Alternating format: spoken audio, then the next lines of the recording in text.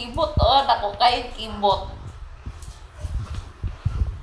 Tuwa siya sa laruan. Recycling na laruan. Recycled na laruan pala.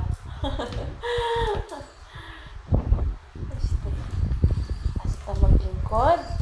Dayon mo, suksok dayon. Tapad.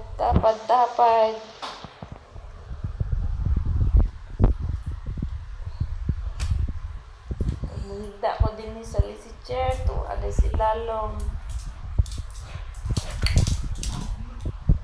Tuntua siya sa iyang bagong toys. Bagong gawa na toys. Ganyan lang sila. Hindi nila kailangan ng magarang laruan. Improvise na laruan, tuwa sila. Kaya hindi ko maintindihan bakit yung iba hindi nila pinapahalagahan ang kanilang mga companion animals.